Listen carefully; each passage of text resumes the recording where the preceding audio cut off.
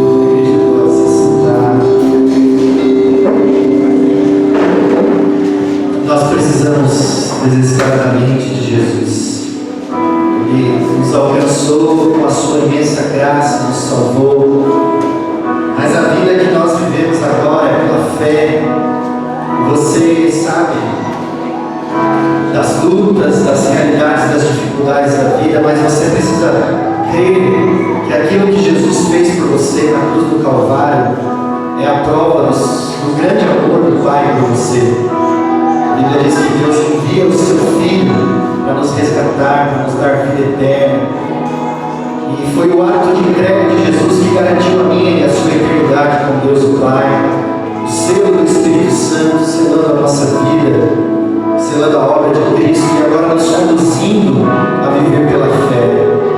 Não desista, não desanime diante das dificuldades, creia, renove a sua fé em Jesus, busque Ele em oração, diga: eis-me aqui, Jesus, eu preciso de Ti, eu preciso ser renovado pela Tua graça, pelo Teu amor, não me deixe cair, Jesus. É na presença de Jesus que todo medo se dissipa, é na presença de Jesus que todo mal vai embora e é expulso, é no nome de Jesus que toda a realidade pode ser possível para mim e para você. Nós queremos interceder pela igreja, interceder por você que está vivendo as lutas da vida, as dificuldades. Nós vencemos pela fé no Filho de Deus. Mas Ele também nos deu a comunidade, a igreja, irmãos que oram por nós, irmãos mais experientes que podem nos aconselhar, que podem nos estender a mão. E juntos como um só povo, nós vamos caminhando para aquela vida que foi conquistada para nós na cruz de Cristo. Amém?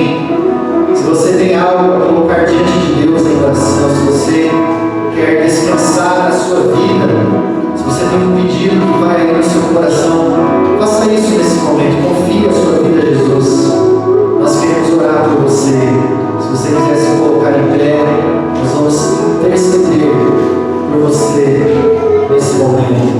Convidar o presbítero Raimundo a vir à frente para orar pelos irmãos, pela igreja, clamando o nome de Jesus, a presença do Espírito Santo no nosso meio.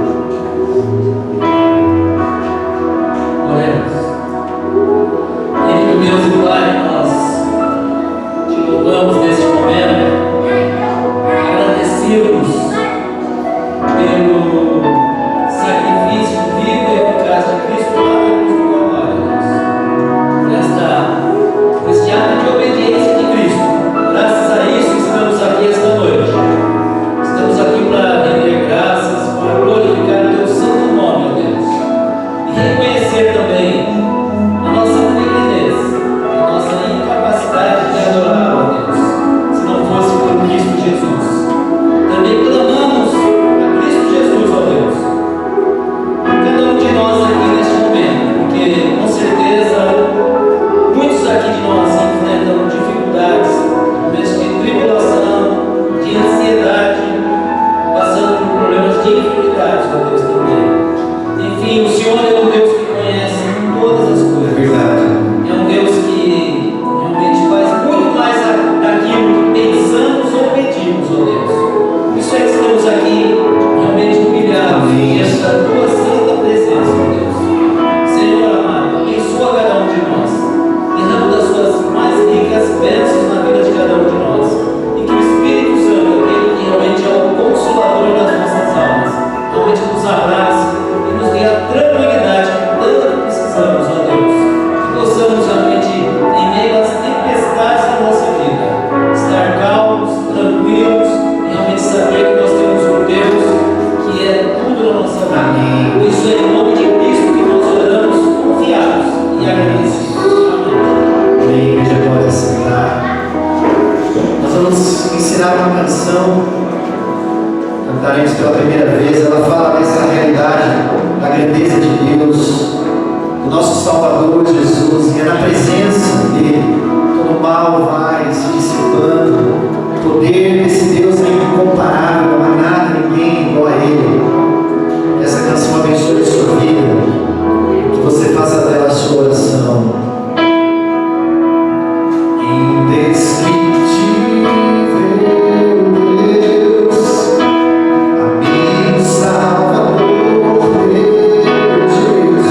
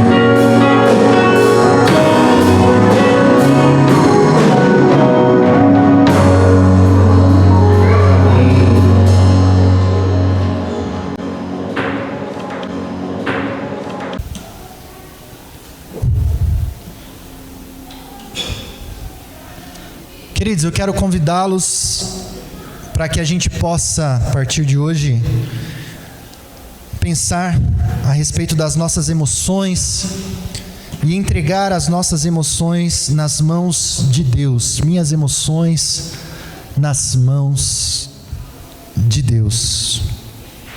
Irmãos, o fato é que Deus nos criou de modo bastante complexo. Nós, seres humanos, nós somos seres multidimensionais. Nossa, mas que palavra é essa? É que nós temos algumas dimensões que não só essa que você pode ver, que é o nosso corpo, que é o físico, aquilo que é material, mas nós somos matéria e nós somos espírito ou alma, corpo e alma.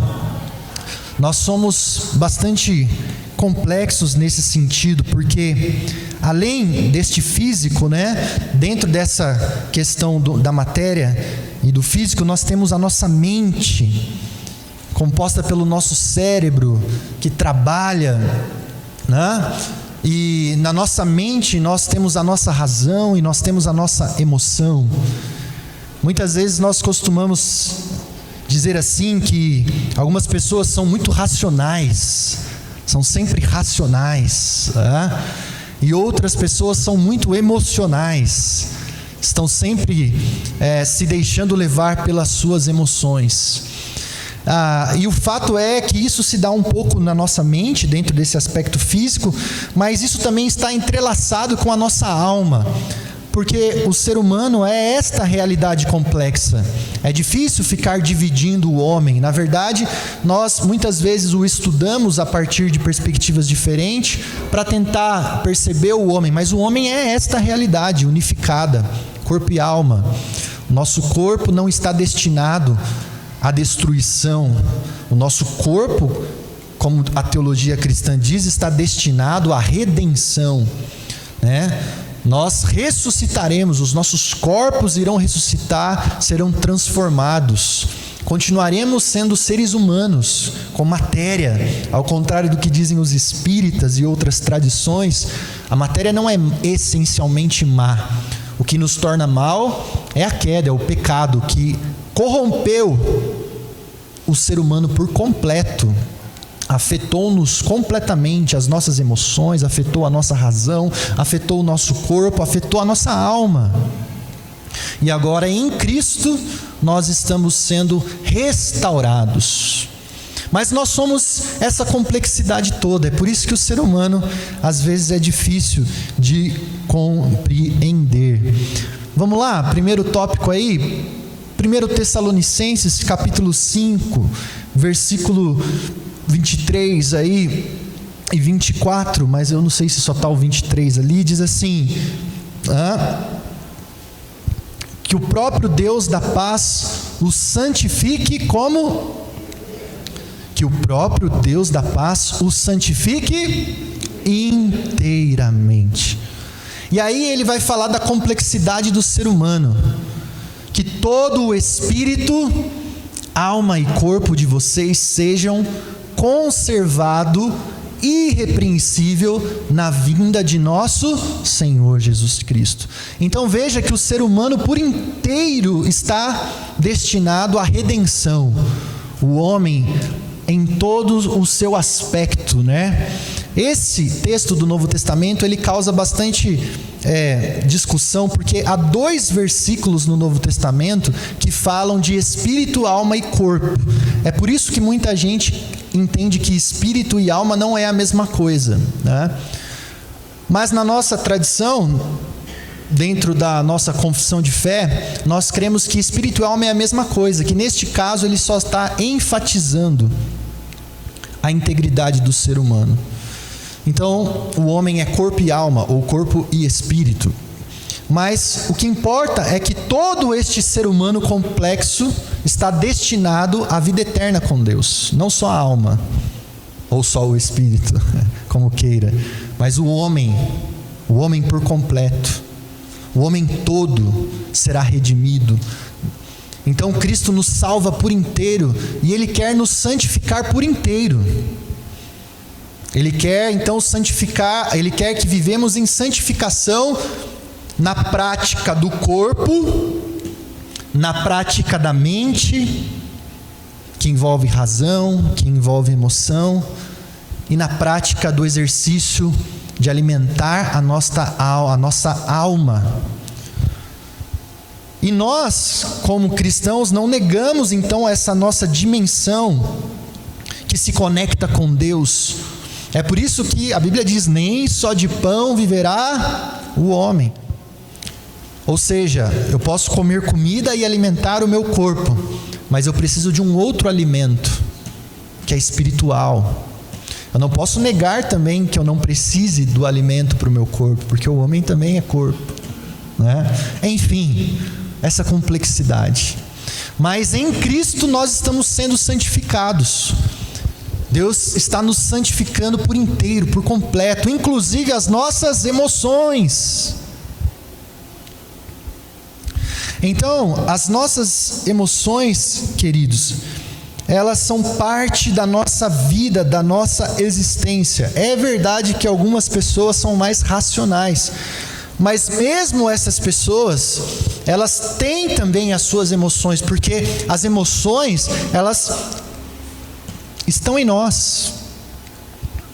Nós as sentimos, nós as experimentamos no nosso dia a dia. As emoções são parte importante e saudável para a minha vida, para a sua vida. Mas acontece que o modo como eu vivencio as minhas emoções revelam a minha maturidade espiritual. Revelam o quanto eu estou santificado nas emoções. Então anota aí, o modo como eu vivencio as minhas emoções também revelam a minha maturidade cristã. Revelam o quanto Deus está trabalhando em mim, no meu todo, inclusive nas minhas emoções. Embora as emoções sejam parte da nossa existência, e é natural que as experimentemos na nossa vida, mas por causa do pecado, de novo, nós podemos pecar por causa das emoções. As emoções podem nos levar ao pecado também.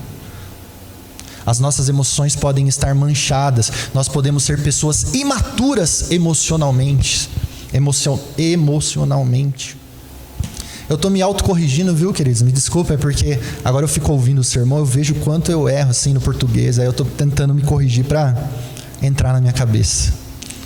Né? Concordância, né, Samara? Né? Complicado. Então vamos lá. Então, o modo como eu vivencio mostra a minha maturidade. Se eu estou sendo santificado nas minhas emoções. Mas sim, eu preciso também experimentar as minhas emoções, viver as minhas emoções de modo saudável. Vamos lá. Pode passar aí.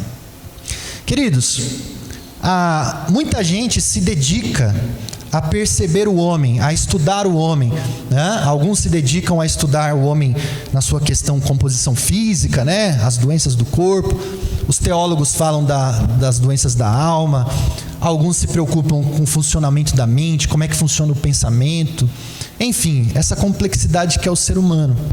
Mas o pessoal que se dedica a isso, se a gente fosse resumir, né? Que é muito resumo, na verdade, mas é uma coisa para simplificar, a gente poderia aí qualificar 4 emoções básicas que a gente vivencia na nossa vida. E dessas emoções básicas vêm as outras que vão nascendo a partir destas emoções básicas. Então todos nós sentimos o quê? Primeiro ali, medo. O medo real e o medo apenas imaginário. Sim ou não? Quantos medos imaginários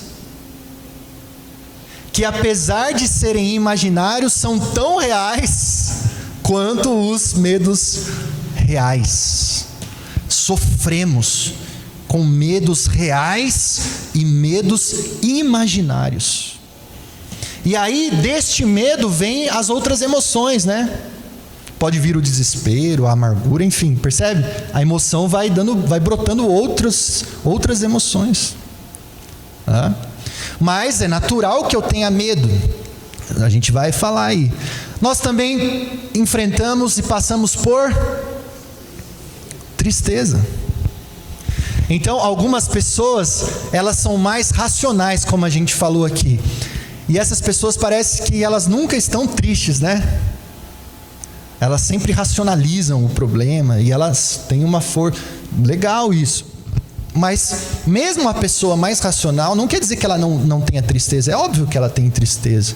É óbvio que ela pode se entristecer por perder alguém que ama. E aí precisa se entristecer para que você possa passar pela vida. Porque esta é a vida. Passaremos por tristezas. E é natural que nos sintamos tristes muitas vezes. Mas, por causa do pecado, essa emoção pode me levar a me prender nela. Porque a tristeza pode me levar ao desespero, à desesperança, à perca da fé. Enfim, percebe? Uma emoção não cuidada vai me levando para outras questões. E assim sucessivamente. A raiva. Algumas pessoas aparentemente nunca sentem raiva, são pessoas calmas. Será? A maioria das pessoas dizem que eu sou calmo, né? Parece que essa é uma característica minha, mas se você conversar um pouquinho com a Priscila, talvez você vai ver que não é bem assim.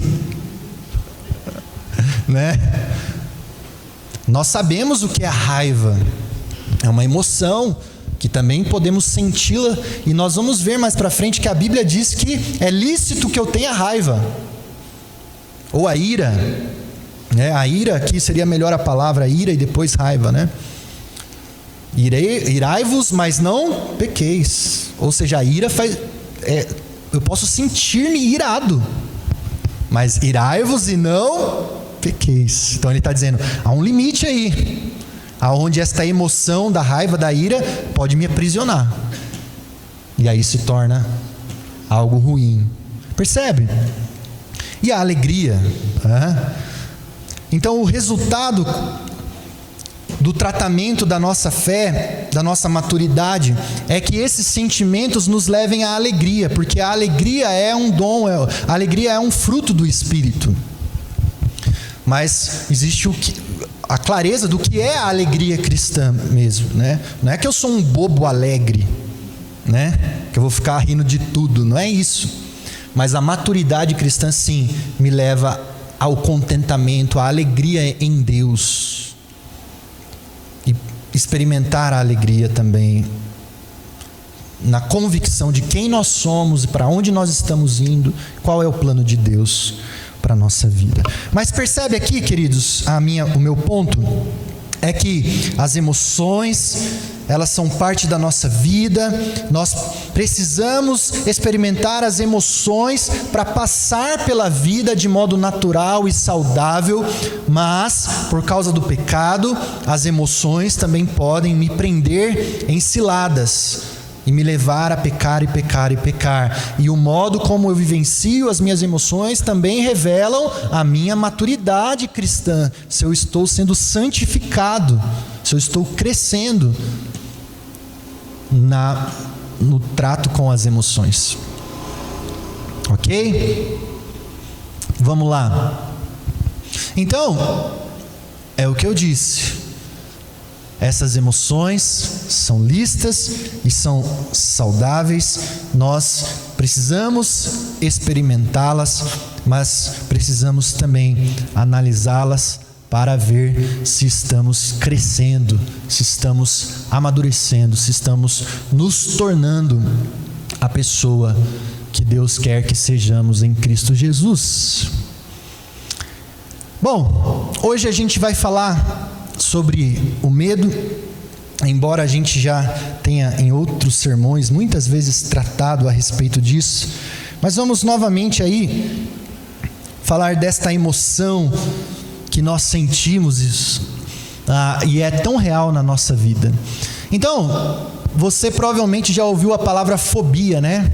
Fobia, é uma palavra grega, é de lá que a gente tem esta palavra medo. Então, a palavra medo vem da palavra grega fobia. Você já ouviu muito isso sendo descrito em termos médicos, os medos das pessoas. Por exemplo, aracnofobia, né? Que é medo de... E agora, aerofobia,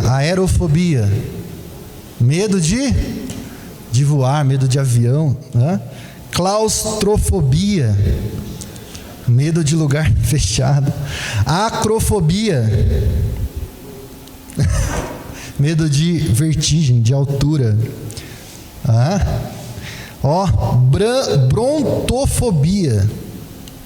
Brontofobia, medo de tempestades. É forte, né? Começa a chover, dá raiva, aquele medo. Tem o medo de rato, né? Ou seja, são várias as fobias, e como nós falamos aqui, aqueles medos de situações reais, aqueles medos de situações simplesmente imaginárias, mas que nos prendem, nos dão medo. A pergunta é: qual é o seu medo? Qual é o seu medo? O que é que tem desestabilizado você? Porque, como falamos, é natural que eu sinta medo. É natural que o medo faça parte da nossa vida, mas há um limite. Porque o medo pode simplesmente nos paralisar, ou o medo pode simplesmente nos desestabilizar. Então, o que é que toma a sua mente e que deixa você completamente inquieto, angustiado, perturba a sua alma? Muitas vezes vemos os salmistas falando isso, é tão real o medo dele que aí ele fala disso: a minha alma fica angustiada, abalada, eu perco o meu eixo, porque está abatida a minha alma. Qual é o seu medo? Queridos, isso é muito sério. A gente precisa identificar e dar nome claramente para aquilo que está pegando a gente, deixando a gente apavorado diante da vida. Por que isso? Para que você trate isso e cresça emocionalmente em relação a isso. Porque isso é santificação. Jesus quer santificar as suas emoções. Ele não quer que você seja prisioneiro destes medos que te desestabilizam, que roubam a sua fé, roubam a sua alma, paralisam você, tiram você do eixo. Isso mostra que a gente precisa crescer, santificar as nossas emoções. Então, qual é o seu medo? E como nós fomos falando aqui, são muitos os medos, né? O medo, a priori, né, ele é um mecanismo de defesa, né? O medo, a priori, ele é algo para guardar você. Porque se você percebe que você está em risco, então o medo te dá uma avisada: você está em risco, certo? Então, se você for escalar a um lugar muito alto e você chegar muito próximo do penhasco, o que vai acontecer? Seu coração vai acelerar, seu rosto fica meio pálido. Por quê? O seu corpo começa a trabalhar, ele joga adrenalina para encher os seus músculos de sangue, se você precisar fugir, correr, se proteger. Se você estiver andando na rua, escapa um pitbull lá, e ele vem na sua direção, na hora o seu cérebro vai dar uma descarga de adrenalina no seu corpo. O sangue some do seu rosto e vai para as extremidades. Por quê? Para te capacitar para lutar ou correr. É natural, ele é biológico. Deus preparou assim você. É o instinto que fala de luta ou de fuga. O cérebro, ele ativa você. Pum. Aí dá aquela disparada no coração, sobe a pressão, sangue vem pro braço para você socar ou correr. Só que muitas vezes esse sistema está sendo disparado diante de situações que não eram para ser disparadas. E quanto mais agitação, quanto mais loucura nós vivemos, quanto mais coisas vão colocando na nossa cabeça sobre o que temos que ser, sobre as conquistas que temos que ter, sobre que tipo de pessoa temos que ser, então a gente vai ficando desesperado e muita coisa está nos dando medo, e esse sistema de fuga e de luta fica sendo disparado a toda hora, sendo que não precisa.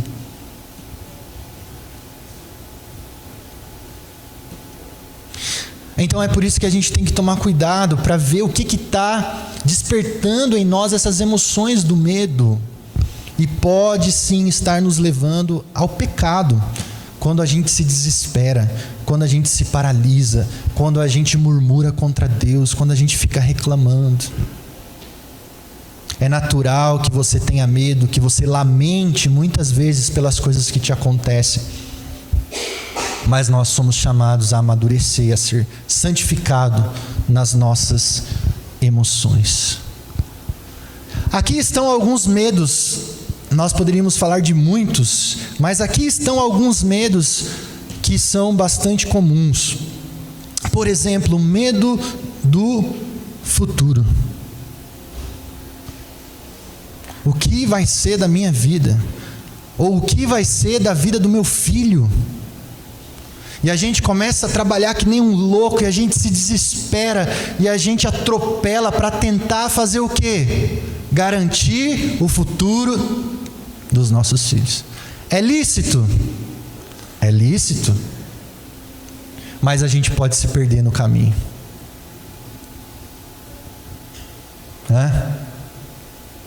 E quando aquilo que a gente imaginou, aquilo que a gente sonhou para nós, aquilo que a gente projetou para nós, começa a desmoronar, começa a sumir no horizonte, quando você começa a perceber que tudo aquilo que você achava que seria bom para você, aquilo começa a ruir, aí a gente se desespera. Por quê? Porque você está vendo o seu futuro indo embora. E aí você pode ficar completamente desesperado. Será que é isso que Deus quer de nós? Que a gente fique completamente apavorado, com medo por causa do nosso futuro? Você jovem, né? Que está lutando para ser alguém na vida, está estudando. Você pai que vê o seu filho crescendo e você vê conta para pagar essa semana. Tem conta para pagar essa semana aí? Eita. Tem alguém procurando emprego aí? Tem alguém pensando em mudar de emprego para ver se a coisa melhor? Tem alguém pensando em ir embora do país?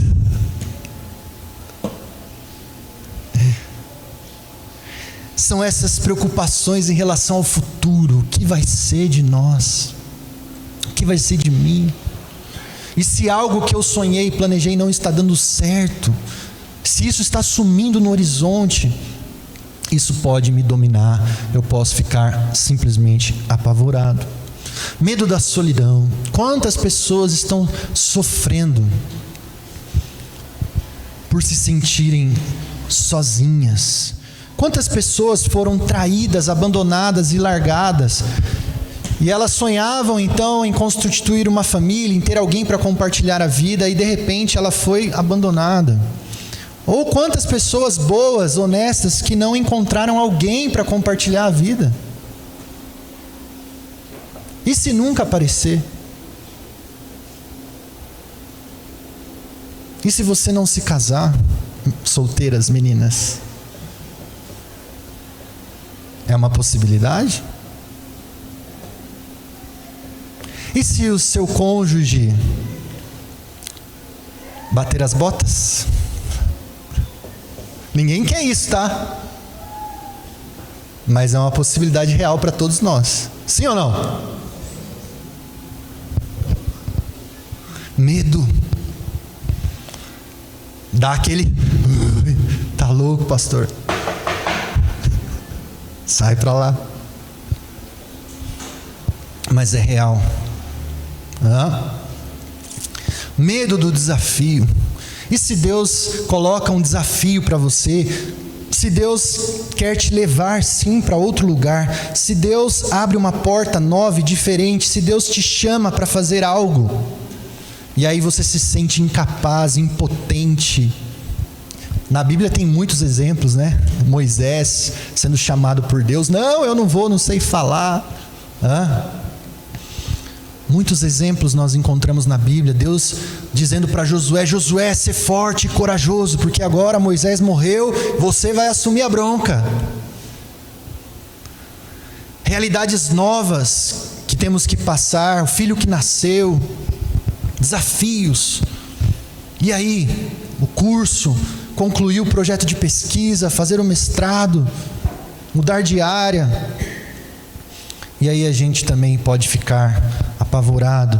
E enfim, o medo da morte. Todo mundo quer ir para o céu, amém?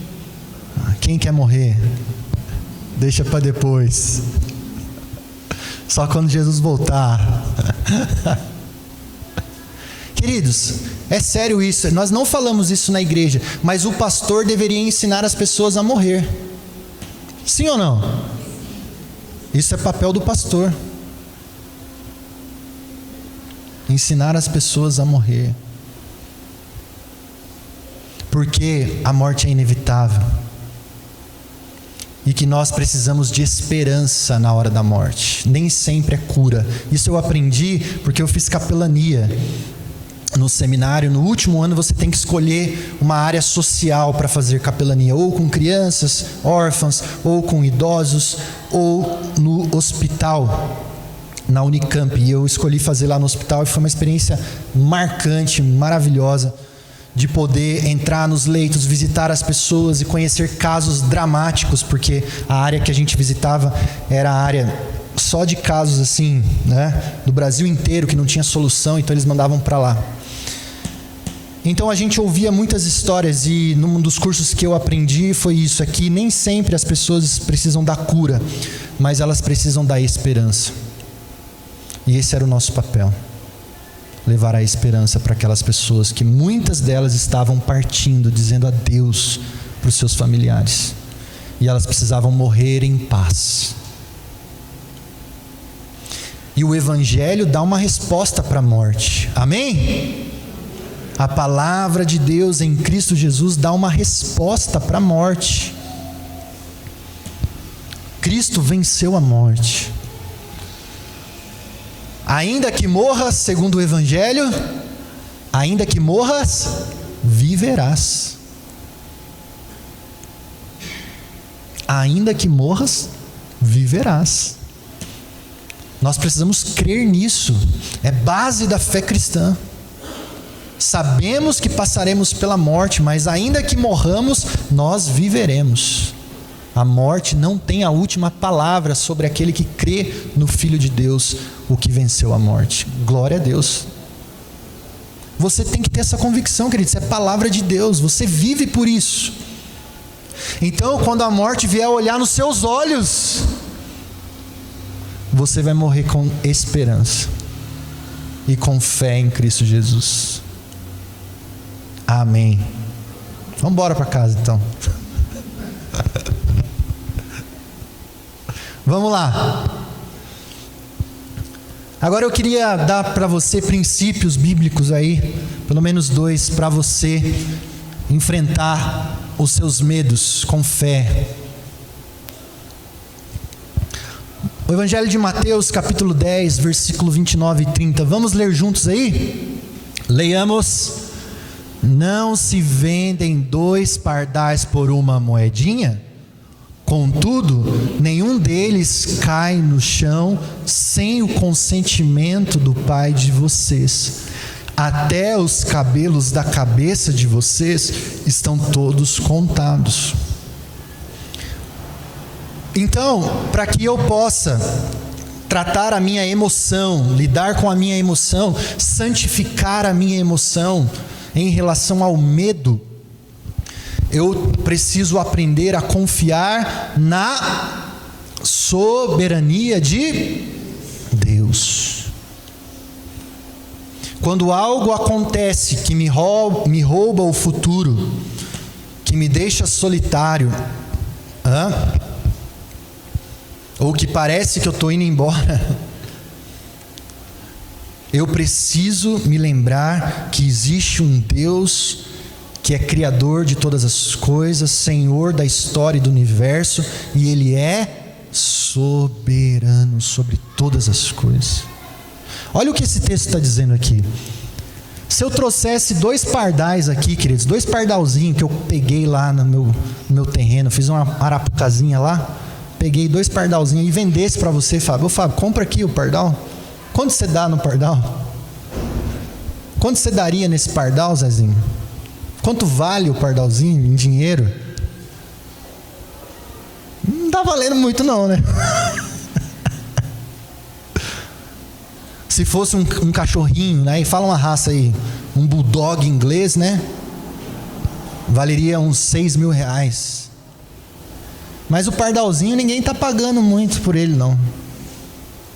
Esse texto está dizendo o seguinte, que a gente não dá tanto valor para muita coisa que está na criação, como 2 passarinhos.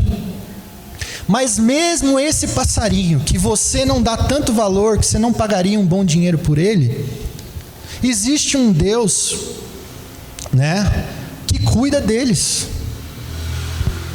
Que cuida deles. Que nem esse passarinho, que tem pouco valor aos meus olhos e aos seus olhos, eles não caem sem o consentimento de Deus. Você entendeu o princípio aqui? Deus, Criador, sustentador do universo, Ele cuida de todas as coisas.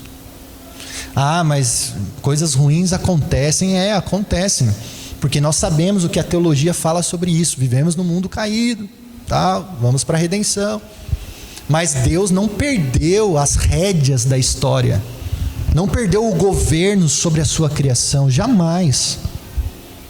Então eu preciso sempre em oração, quando eu estiver com medo, eu vou para a palavra de Deus, eu vou para o meu quarto, eu me coloco diante de Deus e falo: Senhor, tem misericórdia de mim, porque eu estou apavorado, eu estou com medo, mas eu quero confiar na sua soberania.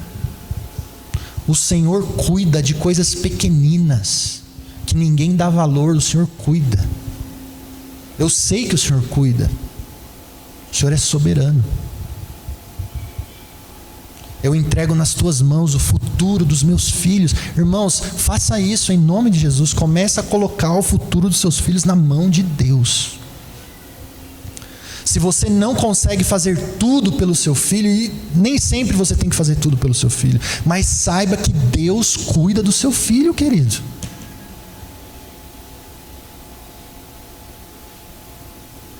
Eu estava contando isso, né? Eu não quero ficar aqui dando... Eu sempre conto essas histórias minhas, é meio complicado ficar contando. Mas eu falo, né? Que a minha mãe tinha que ir trabalhar, saía de casa 4, 5 horas da manhã. E a gente morava lá em Poá, uma cidade maravilhosa. Morei em Itaquaquecetuba, outra cidade que você devia conhecer também. Você devia passar por lá, Itaquaquecetuba. Vai lá, faz uma visitinha lá.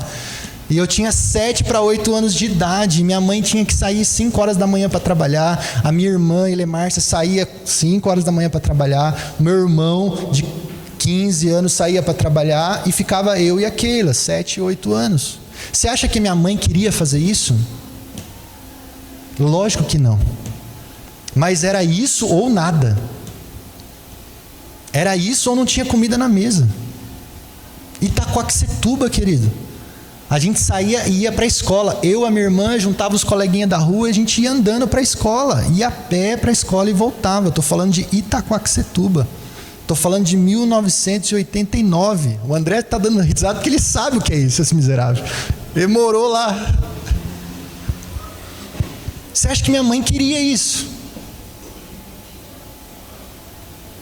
E quantas crianças estão vivendo em risco? Você acha que os pais querem isso? Óbvio que não, querido. Então você faz o quê? Joelho no chão. Senhor, cuida, Senhor. Tem misericórdia. O Senhor é soberano. Dá o sustento. Põe a tua mão. O Senhor cuida de todas da sua criação. O Senhor nada escapa aos seus olhos. Confie na soberania de Deus. Você não é Deus, querido. Você não é. Existe um Deus, não é você. Você depende dele. Então esse é o primeiro princípio para você enfrentar os seus medos, amadurecer em relação aos seus medos, não ser prisioneiro dos seus medos. Ter medo é natural, mas eles também podem te aprisionar. Entregue essas emoções nas mãos de Deus. Vamos lá. Além de você confiar na soberania de Deus, você confia no quê? No amor de Deus. Porque olha o que o texto diz: que nós não damos valor aos pardaizinhos, nem pagamos por eles, mas Deus cuida. Aí ele diz assim: portanto, não tenham o quê? Não tenham o quê?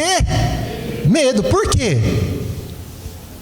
Vocês valem mais do que muitos pardais. Você vale mais que um pardal, filho.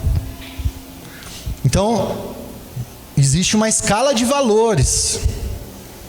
O ser humano é a coroa da criação de Deus, porque o ser humano é criado à imagem de Deus. Esse texto aqui está precisando ser usado, fazer uma teologia hoje dos bichinhos, porque as pessoas estão achando que os bichinhos têm o mesmo valor que o ser humano. Sim ou não? Não tem, tá, querido?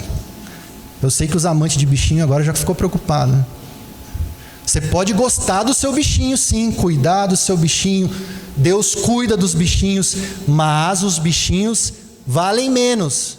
Olha o que está escrito lá: vocês valem mais do que os bichinhos. Não é que Deus odeia os bichinhos. Deus ama e cuida dos bichinhos, mas os seres humanos valem mais. Então cuidado, viu? Porque o mandamento é: ame a Deus e ao... O povo está amando a Deus e o cachorro. Ama a Deus e o gato. Mas o vizinho que se lasque, que vá para o inferno. Precisando da teologia dos bichinhos aí, porque tá feia a coisa. Esse dia eu vi um anúncio: culto pet. É sério, culto pet. É a sociedade louca. Quem não veio aqui na escola dominical perdeu, viu? Eu gravei e você vai ter que assistir depois. E vem na próxima aula. Vocês entenderem que sociedade é essa, sociedade louca.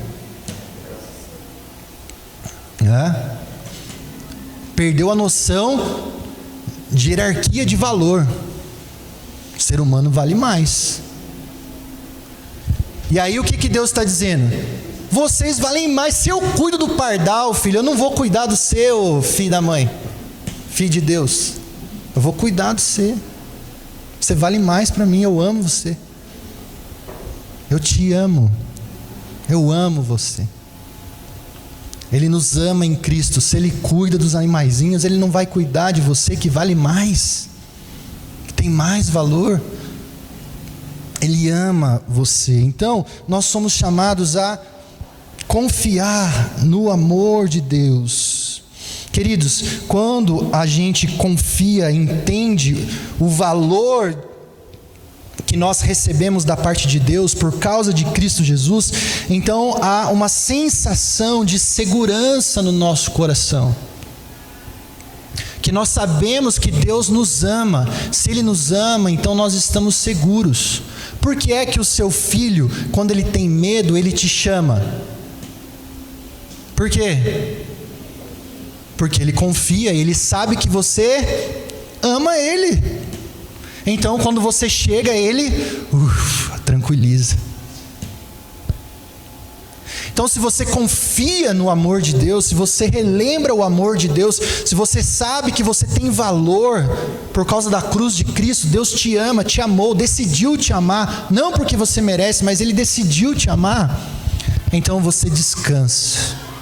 e você entrega o seu medo nas mãos de Deus. Senhor, está aqui o meu medo. Eu sei que o Senhor me ama. Eu não quero ficar desesperado. Eu não quero ficar paralisado. Eu não quero ser prisioneiro das minhas emoções. Eu quero ser aquilo que o Senhor me chama para ser. Como seria a minha vida e a sua vida se nós tivéssemos plena certeza e confiança que, embora vivamos num mundo perigoso e complicado, por causa do caráter amoroso de Deus, nós estamos seguros? Como seria? Certamente o nosso nível de tensão iria diminuir, certamente nós teríamos certeza de poder descansar e colocar o nosso futuro nas mãos de Deus. Mesmo as nossas incapacidades não iam nos deixar paralisados. Certamente. Então nós somos chamados a relembrar a soberania de Deus, o amor de Deus. Então este amor de Deus toca o meu coração. E olha aí o que a palavra de Deus diz para nós. 1 João 4,18. Vamos ler juntos? Leiamos. No amor não há medo. Pelo contrário, o perfeito amor expulsa o medo, porque o medo supõe castigo.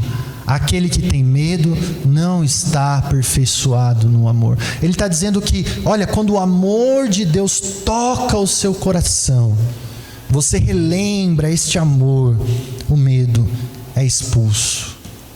Você descansa. Você confia no caráter de Deus. Ele te ama.